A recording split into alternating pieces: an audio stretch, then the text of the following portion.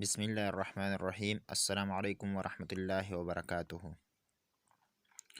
ټولو دوستانو ته خپل چینل په راتلو کې هرکلی ویم. دوستانو نن در سره یو ډېر ضروري ویډیو شیر کومه چې د دې پراډیانو نه چې کوم پراډیانو بیان زه تاسو ته په دې دغه کې کوم پراډیا زه تاسو ته په دې ویډیو کې درښیم. زه به په خپله دوکه کېدم، خو ما چې حقیقت ولټو نو یقین وکړه چې هغه دوکه وه. کنې داسې ملګرو زه هم کولی شم. زه تاسو ته انشاءالله دا ټوله ویډیو درښیم. د ټولې ویډیو تاسو تر اخره پورې وګورئ، تاسو په هر څه باندې پوه شئ.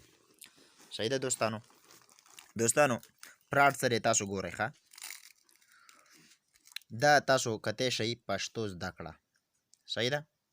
دا د دې په نوم یو چینل دی. دا تاسو لیکلی دي، ورګزئ تاسو ته لیکلی دي انټرنیټ 100 GB بالکل مفت استعمال کړئ د وړاندیز کرونا په خاطر ده.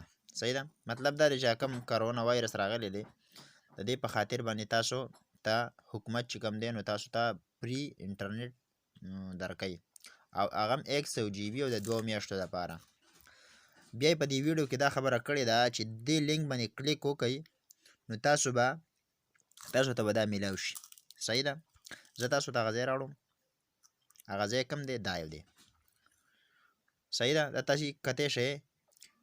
ما ته یې ویل چې ستا لپاره خوشخبري ده چې تا ته 100 GB فری انټرنیټ میلاو شو. تاسو کتی شئ ملګرو انټرنیټ 4G او ګفټ. صحیح ده. د دې نه بعد تاسو د ښکته کتی شئ ملګرو فری انټرنیټ 100 GB انټرنیټ اکټیویشن. صحیح ده. ښه تاسو به وایئ چې پراډ څه دی. الان کې دا دې ما ته دا خبره وکړه چې کنګراچولیشن او ستا لپاره دا فری دی. صحیح ده. دا تاسو کتی شئ ملګرو. هغه تاسو ته پکې دا طریقه درښیي چې ما ته وایي چې 60 ورځو دپاره 60 ورځو باندې ما کلیک وکړو، بیا ما ته وایي چې یاره 50 GB غواړي، 75 GB غواړي او که 100 GB غواړي. نو کوم یو سړی به داسې وي چې هغه به 50 GB باندې یو سړي ته به فری میلاویږي او هغه به دا ووایي چې یاره زه 50 GB خوښوم او په 100 GB به زه څه کوم. نو دا ډېره غلطه خبره ده. خو خیر زه هغه بیا هم څه خبره نه ده. بیا تاسو ته ویلي چې ستا د 5G استعمالوي که 4G استعمالوي. نو ظاهره خبره ده چې نن د اکثر موبایل چې دي نو هغه 4G دي. نو دی چې کوم دی په دې 4G باندې کلیک کوئ. صحیح ده. ښه بیا دلته شرط بیان کړی دی. دا چې کوم دی لیکلي دی چې تا ته کنګراچولیشن تا ته دا میلاو شوي دی 100 GB، خو د دې لپاره شرط دا دی چې تاسو دا شیر کوئ. صحیح ده. نو د بعضې کسانو سره به ټیک دا ګروپونه نه وي، د بعضې کسانو سره به وي. نو ما تاسو ګورئ ملګرو دا ما شیر کړله. د هغې نه بعد ما ته چې کوم تاسو ته ما سکرین شاټ دغه در وښودو اولني پیر باندې چې 4G لیکلی و دغه، او بیا کس چې کوم دی تاسو ته دا ښایي چې دا تاسو وګورئ کمنټ ټایپې شوي دي. صحیح ده. دا ټول د انګریز چال دی ملګرو. والله بالله که د سره پې څه میلاویږي دا ګورئ تھینکس فار دیس ګفټ او حاصلولو لپاره 100 GB.